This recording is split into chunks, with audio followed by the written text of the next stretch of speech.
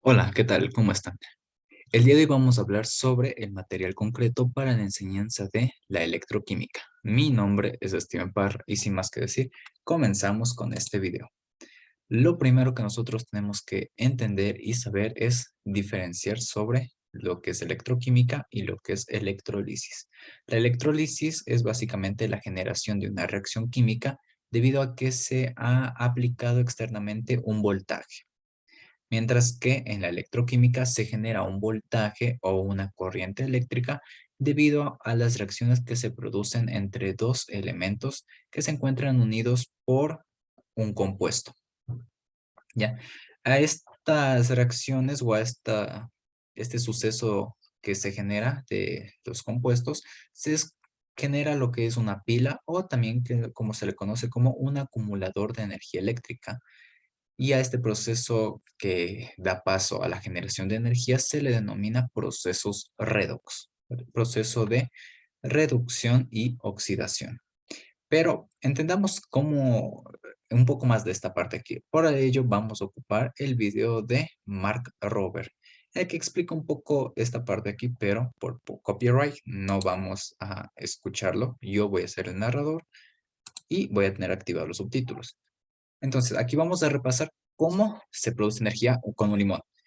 Lo importante es poder elegir los metales adecuados, zinc y cobre. El zinc quiere exponer o liberar electrones, mientras que el cobre quiere absorberlos. Y al conectarlos en una puente, sí, en un puente, en una base, esta transferencia de electrones se puede realizar de mejor manera, por lo tanto se genera electricidad. En este punto hacen el análisis de una analogía entre un vaso de agua que quiere pasar el agua de un lado al otro. Entonces, el vaso superior es el zinc, el inferior es el cobre y el sorbete es el limón. Así que básicamente aquí se está haciendo lo que es una explicación de cómo funciona el traspaso de la energía.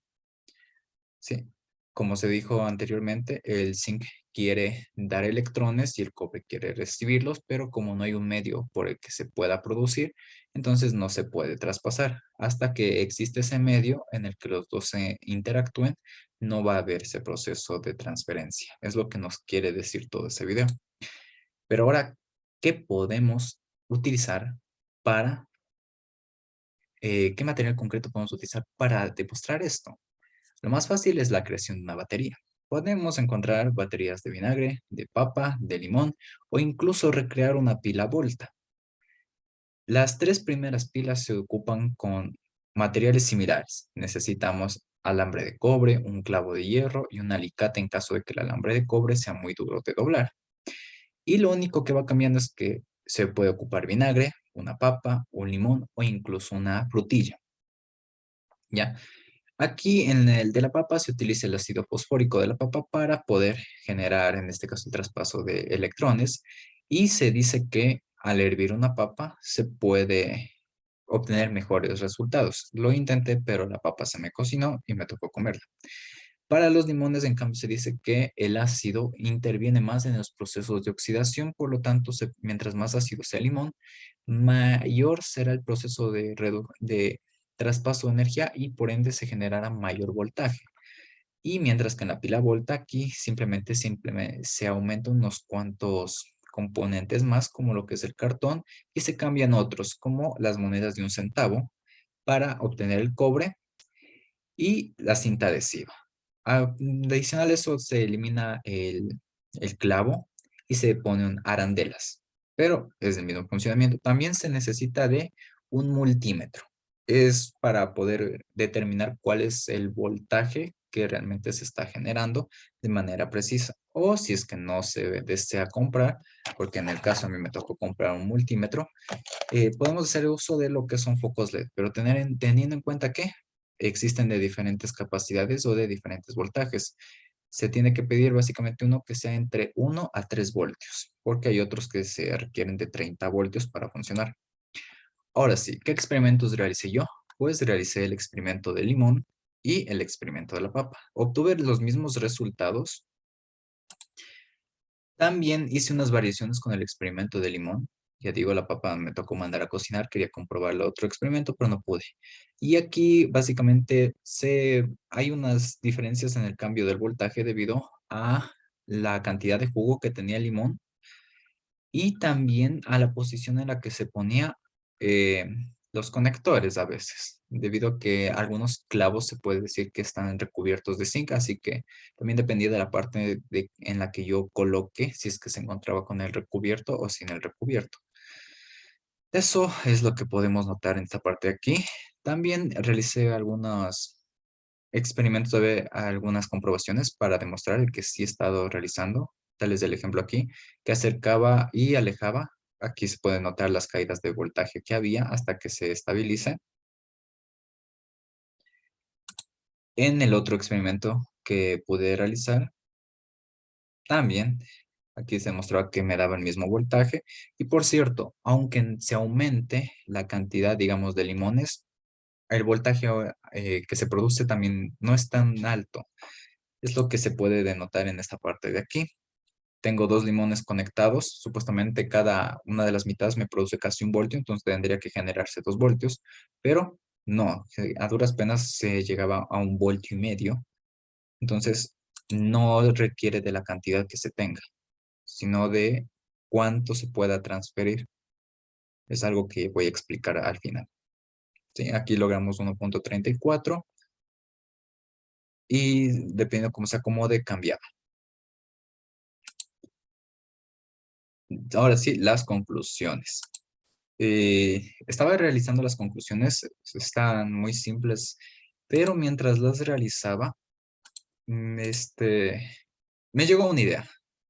Estaba escribiendo las conclusiones y me llegó la idea. Las conclusiones decía que la cantidad no influye en la cantidad de energía producida. Era verdad. No influye mucho la cantidad de sustancia que se tenga. Podrá ser una papa grande, podrá ser un limón enorme, un limón bien jugoso, pero lo único que cambiaría sea un poco en la parte de los decenas de los voltios. Digamos, si originalmente con un limón chiquito tengo 1,5 voltios y con uno más grande obtendría 1,55. Entonces no es mucha la diferencia. También la segunda conclusión que llegué era que el cuerpo de la papa, la pulpa de limón, el puente salino, lo que se pueda utilizar, actúan como un medio por el que circulen los electrones. Y es en base a esta conclusión que a mí se me ocurrió otro experimento, que es el que voy a mostrar aquí a continuación, pero regresando a la primera. Aquí algo importante era el conductor. El tipo de conductor que se ocupe, como era la papa de todo, la papa de limón, influye bastante en la generación de energía, porque unos ofrecen mayor resistencia que otros y por ende es más lenta la transferencia de electrones del, del clavo a el cobre. Entonces vamos a escuchar qué es lo que yo tengo que decir. Me encontraba escribiendo las conclusiones y en una de ellas se me metió algo en una idea en la cabeza que decía, solo hará falta de un puente, un medio mediante el cual se produzca el proceso de transferencia de electrones durante los procesos de oxidación y reducción. Y me vine corriendo a la cocina. Hice la prueba y funcionaba. Verán, el más simple que se puede hacer. Un poco de alambre de cobre y un clavo, de esos de la tienda, un clavo de hierro. Le añadí un poquito de cobre, de alambre, para que pueda funcionar el gancho. Pero los pongo dentro de un vaso. Puede ser transparente, puede ser cualquier cosa.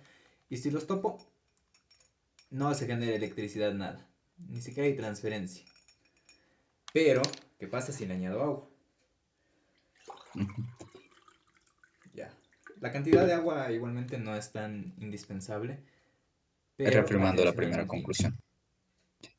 Y generamos un voltaje negativo porque me Ya. confundí en lo que En era este caso cátodos y parece que he puesto anodos. al revés. Entonces aquí corrijo. Demos de la vuelta y listo.